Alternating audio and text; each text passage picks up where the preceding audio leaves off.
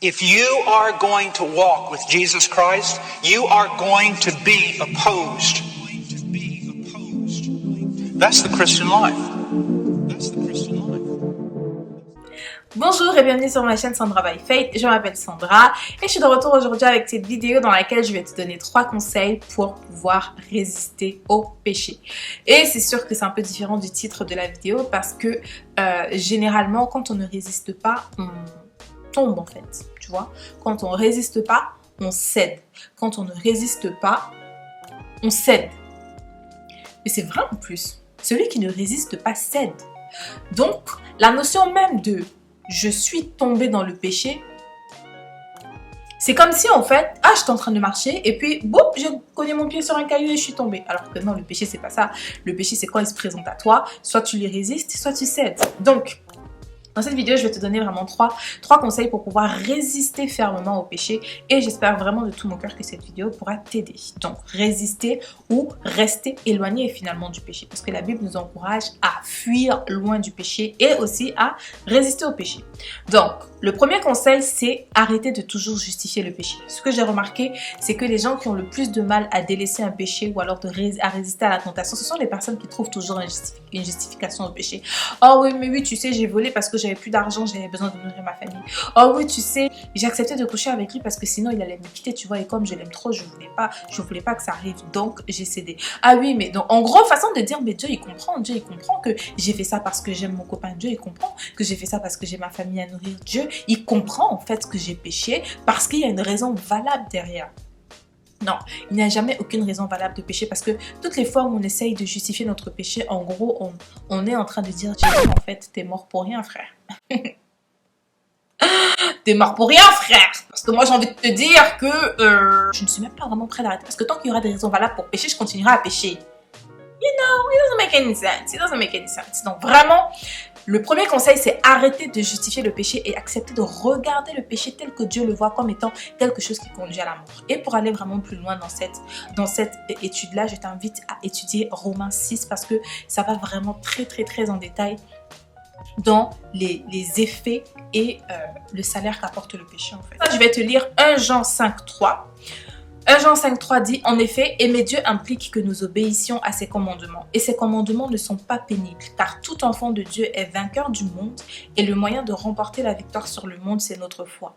Qui donc est vainqueur du monde? Seul celui qui croit en Jésus-Christ. Il a dit, et ses commandements ne sont pas pénibles. Donc ça veut dire que quand Dieu nous demande de résister au péché, c'est parce qu'il sait qu'il nous a donné la capacité de résister au péché. Quand Dieu nous demande de fuir le péché, de résister, c'est parce qu'il sait qu'il nous a donné la capacité de le faire. Et surtout, résister au péché, ce n'est pas pénible, ce n'est pas trop dur, le péché n'est pas trop fort. C'est pour ça qu'il faut qu'on arrête vraiment de donner autant de force au péché et à Satan, son père, parce que le péché n'est pas plus fort que Dieu. La puissance du péché n'est pas plus forte que la grâce que Dieu nous a donnée pour pouvoir résister au péché, parce qu'il dit, là où le péché a abondé, la grâce a surabondé. Donc ça veut dire que si le péché à un endroit agit fois 10 000, la grâce de Dieu vient agir fois 1 milliard. Boom! Like that, like that. Il n'y a même pas de comparatif à avoir. La grâce de Dieu agit bien au-delà en termes de puissance, en termes de pouvoir pour pouvoir nous délivrer du péché. Mais, comme Dieu nous a donné le libre arbitre, il nous laisse libre de choisir si on veut vraiment vivre la vie de libérer du péché ou continuer à vivre dans le péché en continuant à le justifier.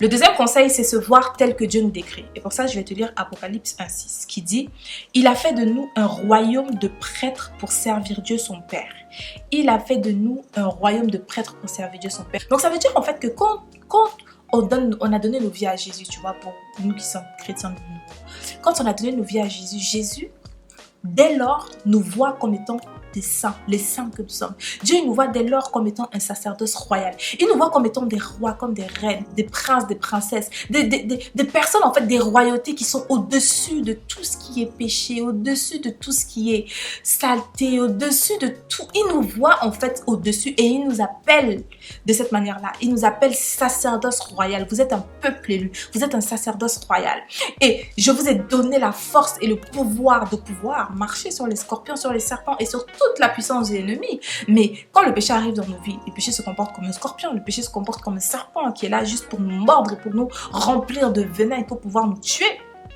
Mais Dieu, il nous a donné la puissance de marcher dessus, de marcher dessus, de marcher dessus. Pourquoi? Parce que nous sommes un sacerdoce royal. Nous sommes une nation sainte, un peuple élu. Quand tu donnes ta vie à Jésus-Christ comme Seigneur et Sauveur, il te donne la capacité d'être au-dessus, de t'élever et de voir toutes ces choses comme étant de la boue. Comme Paul a dit, ces choses désormais, je les considère comme de la boue à cause de l'excellence du Christ, à cause de l'excellence du Seigneur. Donc le deuxième conseil, c'est vraiment de te voir comme le Seigneur te voit, d'accepter ce que le Seigneur dit de toi. Et surtout, je termine avec le troisième conseil qui dit se tourner vers Dieu, croire en sa parole et résister avec le il est écrit, et résister avec le il est écrit. Pourquoi? Pourquoi te tourner vers Dieu? Parce que ce n'est qu'en restant accroché à Dieu, ce n'est qu'en développant une intimité véritable et honnête et ferme et sincère et persévérante, en aimant Dieu de tout ton cœur, de toute ton âme et de toute ta force, que tu seras capable de vivre la vie en fait qu'il t'a donnée, que nous sommes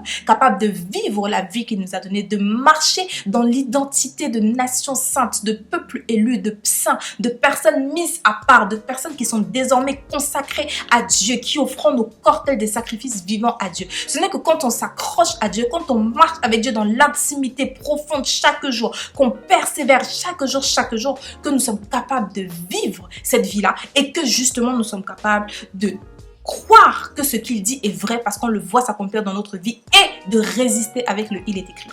Dans Matthieu 4,4, on voit Jésus qui va dans le désert et Satan qui vient tenter Jésus.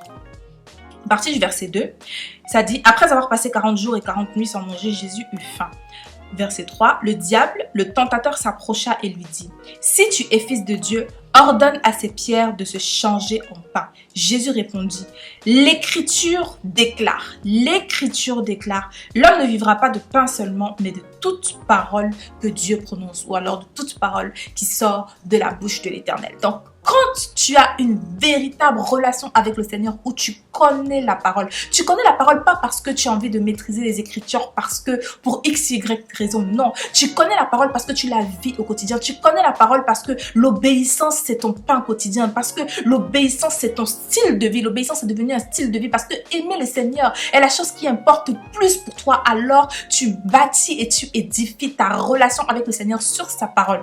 Et en bâtissant, en édifiant ta relation avec Dieu sur sa parole, bah forcément tu connais la parole et ça fait en sorte que tu es équipé, tu es chargé de telle sorte que quand Satan vient pour t'attaquer, peu importe l'arme qu'il utilise même la Bible, la parole de Dieu contre toi pour te dire non mais t'inquiète, c'est écrit nulle part dans la Bible. Ce n'est écrit nulle part dans la Bible que Dieu ne veut pas que tu aies de rapport sexuel avant le mariage. Ce n'est écrit nulle part. Alors vas-y, t'inquiète pas, fais-le. Si c'est pas écrit, c'est que ça n'y est pas, un menteur. Tu es capable de lui répondre. Ce que le Seigneur attend de moi, c'est la sainteté et la sanctification sans laquelle personne ne verra le Seigneur. Je sais que ce que le Seigneur attend de moi, c'est la sainteté, la sanctification sans laquelle personne ne verra le Seigneur. Je sais que le Seigneur me déclare peuple élu, sacerdoce royal, nation sainte. Je suis sainte, je suis saint, alors je ne livrerai plus mon corps, les membres de mon corps, quels qu'ils soient, à l'esclavage du péché parce que désormais j'appartiens à Christ. Mon homme charnel, mon homme de péché, ma nature pécheresse a été clouée à la croix, de telle sorte que par mon baptême, j'ai été ensevelie avec le Seigneur et quand je suis ressortie de là, je suis revenue à la vie avec le Seigneur, alors mon corps n'est plus destiné à être livré au péché, mais à être livré à la vie de sainteté, de sanctification et de pureté que le Seigneur attend de moi. Voilà comment le Seigneur nous équipe et nous rend capable de répondre et de résister à la tentation, de résister au péché avec le il est écrit, de résister au péché, de faire face à Satan, de tenir ferme de telle sorte que quand on lui répond comme ça, il s'éloigne, il s'en va parce qu'il a conscience qu'il doit se plier à la parole de Dieu. Il doit se plier à la parole de Dieu. Donc mon frère, ma soeur, on arrive à la fin de cette vidéo, j'espère vraiment que cette vidéo t'aura encouragé, t'aura surtout encouragé et fait prendre conscience que si tu as donné ta vie à Christ, si tu sais que dans ton cœur tu as cru et que tu as déclaré de ta bouche que Jésus-Christ est Seigneur, alors tu es sauvé. Sache que le pouvoir du péché et de la mort n'a plus aucun pouvoir sur toi parce que désormais tu vis en Christ et désormais dans ce corps, ce n'est plus toi qui vis, c'est Christ qui vit en toi. Donc c'est Christ à l'intérieur de toi qui te rend capable de résister au péché, Crois-le et tu le vivras parce que Jésus a dit, si tu crois, tu verras ma gloire. Donc voilà, on arrive à la fin de cette vidéo, j'espère vraiment que la vidéo aura su te bénir. N'hésite pas à la partager à un frère, une soeur autour de toi pour pouvoir bénir plus d'un. Je t'invite aussi à venir me rejoindre sur mon compte Instagram Sandra by Faith que je mets ici. Publication et des vidéos que j'y fais qui ne viennent absolument pas du tout sur YouTube parce que c'est le contenu qui est réservé à Instagram. Donc si jamais tu veux suivre mes activités au quotidien, je t'invite à venir me rejoindre là-bas et aussi à t'abonner à ma nouvelle chaîne YouTube qui est la chaîne dédiée à mon lifestyle, donc ma vie quotidienne, etc. Et aussi à sa page Instagram Sandra Michel, je te mets tous les détails sur l'écran et en barre d'infos, donc n'hésite pas à checker tout ça si ça t'intéresse. Moi je te remercie encore une fois de plus. Alors après le temps de regarder la vidéo, d'ici à la prochaine fois, porte-toi bien, que mon Dieu te bénisse et don't forget, never stop walking by faith and not by sight, stay blessed and faith it till you make it. Bye.